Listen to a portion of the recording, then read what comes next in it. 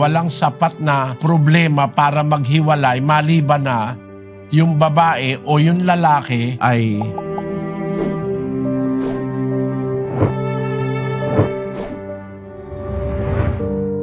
ayaw ng Diyos yung naghihiwalay ang mag-asawa eh.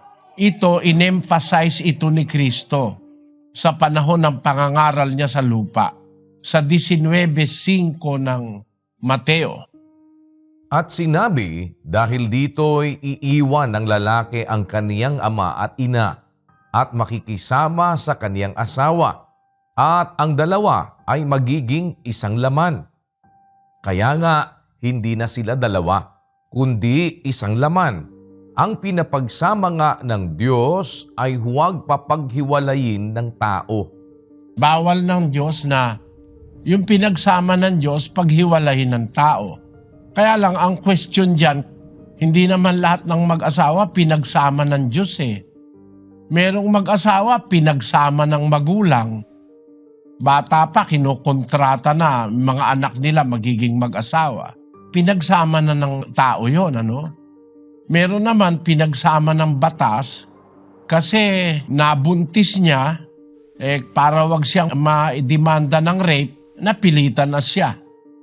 Kaya naman niya napakialaman yung babae naman ng parang namikot.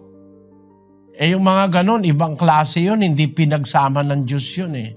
Kung halimbawa sa isang pagkakataon napikot ka. Na tiyempo nga namikot sa'yo, isang babaeng palatalo at magagalitin.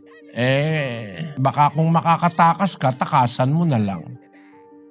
Pero kung halimbawa, hindi naman ganun ang sitwasyon, ayaw ng Diyos nung paghihiwalay.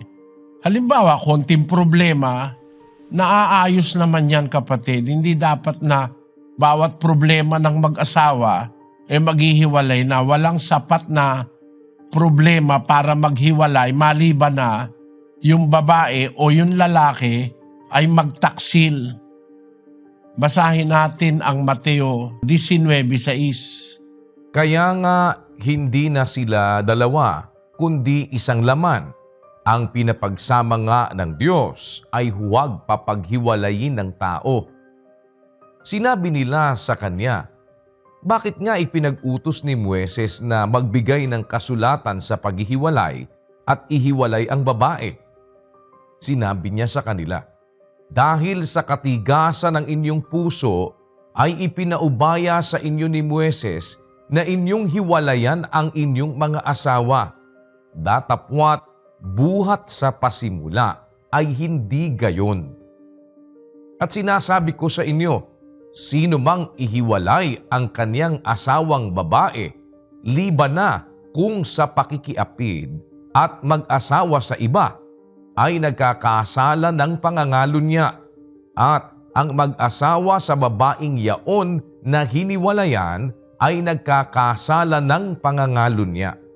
Sabi ni Kristo, sinasabi ko sa inyo, ito ang batas ni Kristo. Sabi niya, sino mang ihiwalay ang kanyang asawang babae, liban na kung sa pakikiapid at mag-asawa sa iba, ay nagkakasala ng pangangalo niya.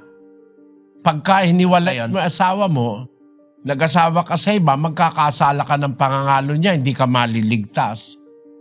Maliban na kung yung asawa mo nakiapid, maaaring may kalayaan ka, nahiwalayan siya. Yun lang naman ang sapat na dahilan para hiwalayan ng asawa yung pakikiapid. Pero bipolar, paiba-iba, hindi pa sapat yun Pero kung nakiapid, pwedeng hiwalayan yung asawa. Makakapag-asawa ka sa iba na hindi ka magkakasala ng pangangalo niya.